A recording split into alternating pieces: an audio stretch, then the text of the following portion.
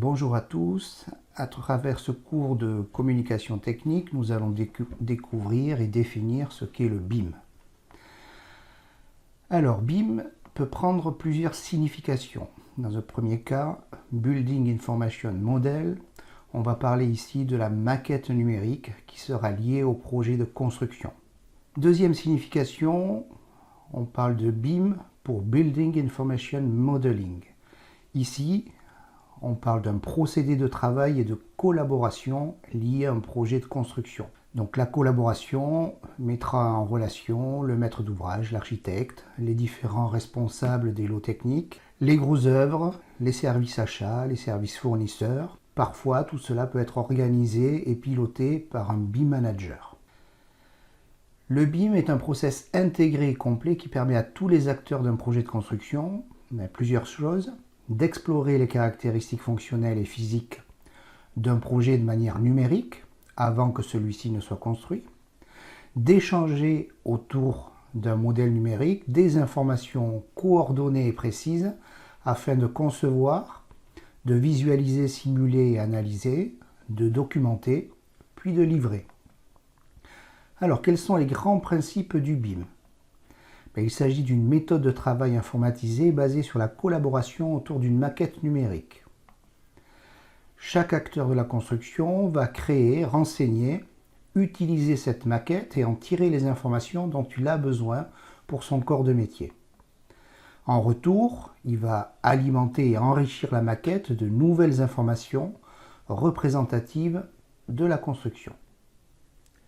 Alors, depuis quelques années, le BIM a tendance à se démocratiser et vient remplacer progressivement l'acte de construire traditionnel. Dans cet acte de construire traditionnel, l'élaboration d'un projet se traduisait souvent par une production excessive de documents, donc des plans, des notices de calcul, qui étaient liés aux spécialités des intervenants. Les informations se trouvaient alors sous différents formats, dans des fichiers différents, avec évidemment des difficultés à gérer les modifications de conception, et cela se traduisait également par des risques de perte de données pendant les phases de coordination interdisciplinaire. Donc cela représente un nombre trop important de documents, des incompréhensions qui étaient souvent associées à un surcoût ou à une baisse de qualité. Donc le BIM est un concept qui a pour objectif de simplifier cet acte de construire traditionnel et d'amener à collaborer l'ensemble des intervenants autour d'un modèle numérique commun.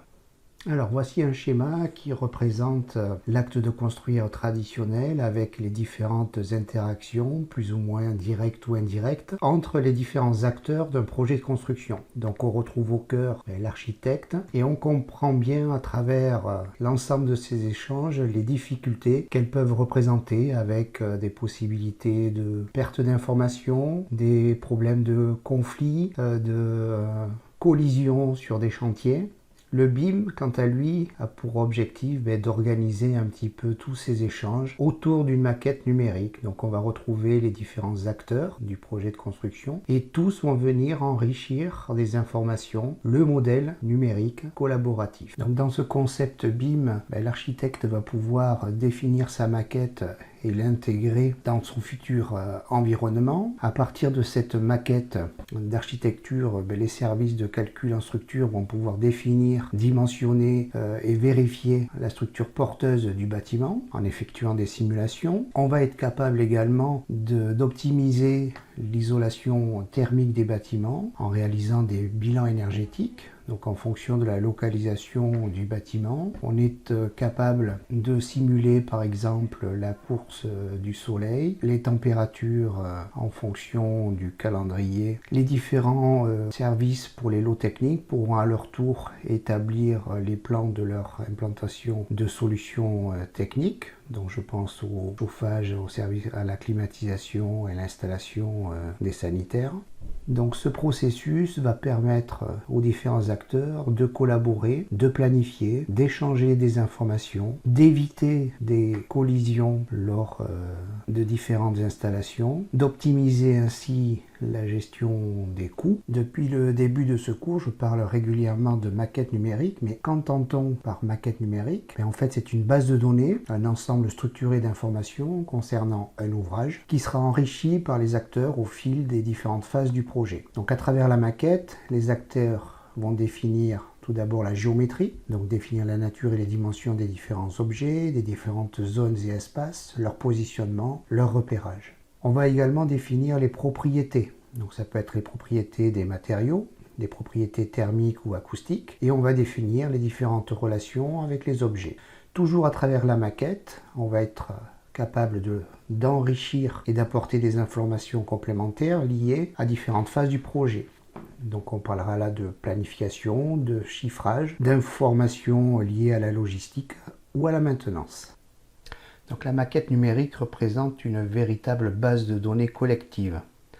Donc on va retrouver l'ensemble des données de l'ouvrage qui seront alimentées par les différents acteurs du projet de construction. On va également y retrouver l'ensemble des règles, des normes et des méthodes de travail qui ont été retenues. Et chaque solution technique, chaque équipement sera caractérisé à travers, là aussi, cette base de données collective. Quand on parle de BIM et de maquette numérique, on doit également évoquer leur niveau de maturité.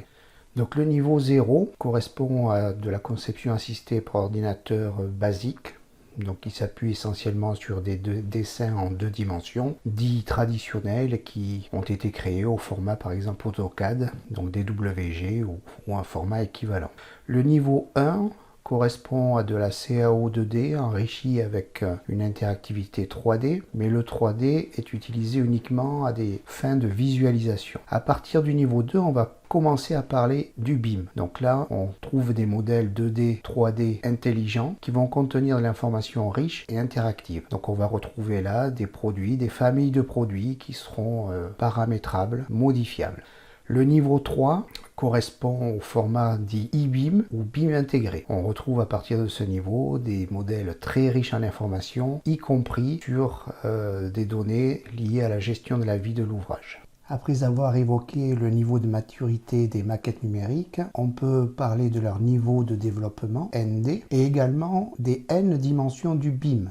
Donc le BIM 2D correspond à la conception du projet, le BIM 3D à la phase de modélisation, donc le 2D correspond à la phase de programmation et l'étude de faisabilité. La modélisation 3D va être associée à la phase de conception détaillée, d'analyse, de simulation et de production de la documentation. La dimension 4D est liée au facteur temps, donc à la planification des différents travaux. Le niveau 5D du BIM correspond au coût et à l'estimation donc des différentes interventions. Donc on retrouvera la phase 4D et 5D communément aux étapes de fabrication, de construction et de logistique. Le 6D correspond au développement durable et le 7D au suivi et à la maintenance. On le retrouvera en fin de cycle de construction et en phase d'exploitation du bâtiment jusqu'à des phases de rénovation ou sa destruction complète. Concernant les niveaux de développement des maquettes numériques, elles s'échelonnent du niveau 1 au niveau 6. Là aussi, elles vont correspondre à différentes phases du projet que l'on va venir détailler dans les diapositives suivantes. Alors, quels sont les différents attendus en fonction des niveaux de développement de la maquette numérique? Au ND1,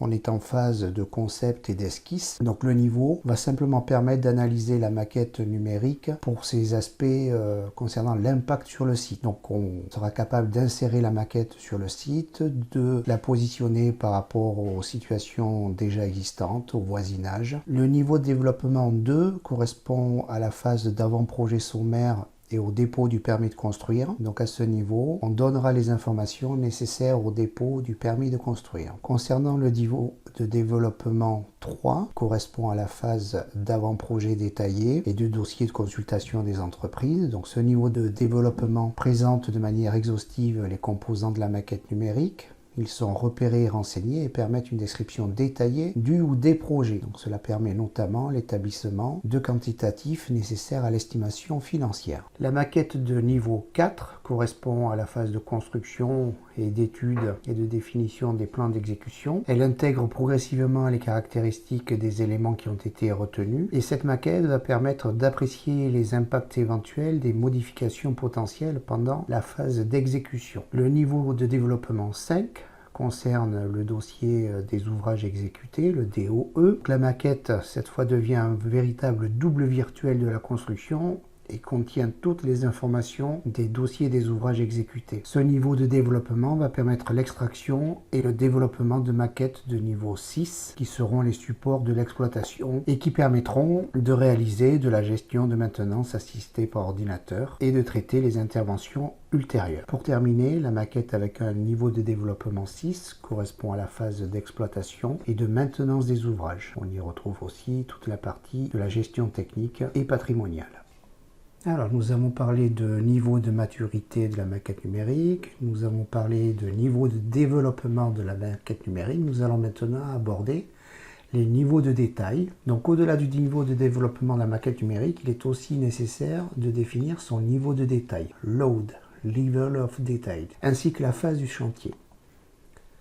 Donc on retrouvera une désignation, load, suivi d'un chiffre. Pour le load 100, les éléments du modèle peuvent être représentés par un symbole de manière générique. On est au niveau du concept. Pour le load 200, l'objet contient une dimension paramétrique qui fait référence aux exigences d'espace dans le modèle. On est au niveau de la représentation sommaire. Pour le load 300, l'objet contient 60% d'informations. Donc on va retrouver en plus de ces dimensions géométriques quelques informations fonctionnelles. On est à un niveau de représentation précise. Pour les loads 350 et 400, on est là devant un modèle qui contient toutes les informations fonctionnelles nécessaires à son développement. On y retrouve les informations évidemment des niveaux précédents. L'objet est défini entièrement géométriquement, ainsi que sa position, son utilisation et son assemblage en termes de quantité, de dimension, de forme, d'emplacement et d'orientation. On est au niveau de la fabrication.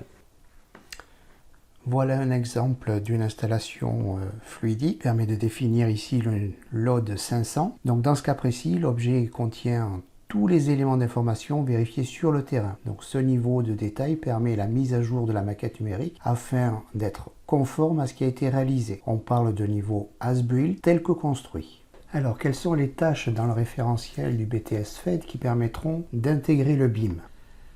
On va retrouver comme tâche numéro 1 l'analyse du cahier des charges ou du CCTP. En 2, élaborer une solution technique. En 3, évaluer l'impact environnemental. En 4, concevoir et définir l'installation. En 5, comparer et sélectionner des matériels en fonction des caractéristiques technico-économiques et environnementales. En 6, élaborer, présenter et négocier la proposition commerciale. En 7, la consultation des fournisseurs. En 8, l'établissement et la réalisation d'un planning. En 9, la relation client et ou utilisateur. Et en 10, l'établissement de devis quantitatifs et estimatifs.